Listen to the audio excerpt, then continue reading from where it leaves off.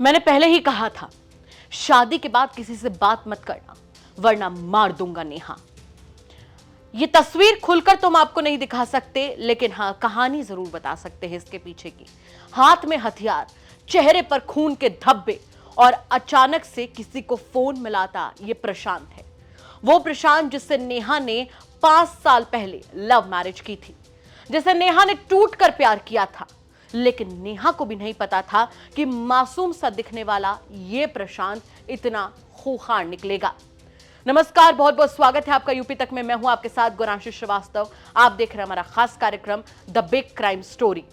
The big crime story में कहानी आज उत्तर प्रदेश के बागपत की, जहां पर ऐसी दिल दहला देने वाली घटना सामने आई है जो किसी के भी रोंगटे खड़े कर दे।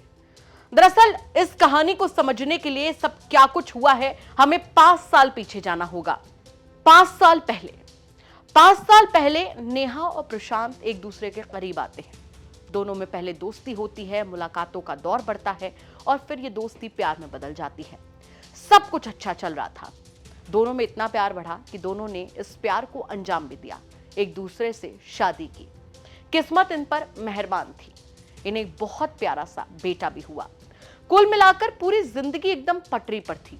लेकिन कहते ना, जब किसी के दिमाग में अगर शक का कीड़ा घुस जाए तो पूरी जिंदगी बर्बाद हो जाती है। प्रशांत नेहा पर शक करता था। नेहा की खूबसूरती प्रशांत के लिए दिन पर दिन मीठे जहर का काम कर रही थी। उसे बार बार जहन में ख्याल आते थे कि नेहा की खूबसूरती के चलते लड़के उसके पास भिन भिनाते हैं और वो कहीं उससे छिटक करना चली जाए।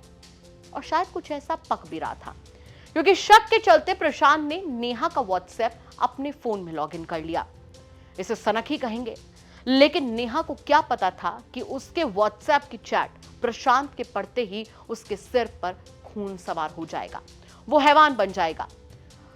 सूत्रों की माने तो प्रशांत ने अपने फोन में जब नेहा का व्हाट्सएप लिया तो उसने कुछ ऐसा पढ़ा जिसको पढ़ने के बाद उसने अपना आपा खो दिया। वो अचानक से नेहा जो कि अपनी मां के घर थी वहां पहुंचा, खुल्लम खुल्ला हाथ में हथियार लिए हुए। उसने अपनी ही पत्नी को, जिसने उससे बेइंतहा मोहब्बत की, उसे बेतरती से मारा, धीरे धीरे मारा ताकि उसे दर्दनाक मौत मिले। और इसके बाद भी प्रशांत के अंदर कोई गम नहीं था, क्योंकि उसके सिर पर खून सवार था। अपनी पत्नी को मारने के बाद प्रशांत ने किसी जानकार को फोन मिलाया। उसने कहा कि मैंने नेहा से पहले ही कहा था कि अगर मेरे अलावा किसी और से बात की शादी के बाद तो मैं मार दूंगा।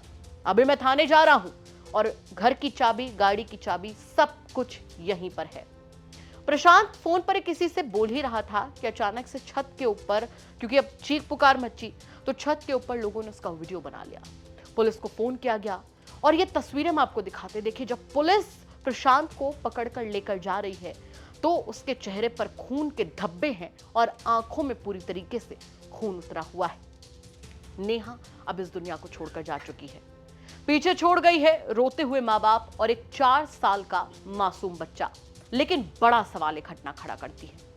इस घटना में सबसे बड़ा सवाल तो यह खड़ा होता है कि क्या एक्स्ट्रा मैरिटल अफेयर लोगों की जिंदगी में दीमक की तरह घुस चुके हैं, जो किसी रिश्ते को खाए चले जा रहे हैं। और उससे बड़ा सवाल यहां पर यह खड़ा होता है कि अगर नेहा के अंदर प्रशांत को कुछ गलत दिखा था तो बजाय उसके परिवार से बात करने के, बजाय पुलिस के पास जाने के, या बजाय बातचीत के जरिए से सुलझाने के, कैसे उसने हथियार उठा लिया उसी लड़की पर जिससे उसने टूटकर मोहब्बत की थी।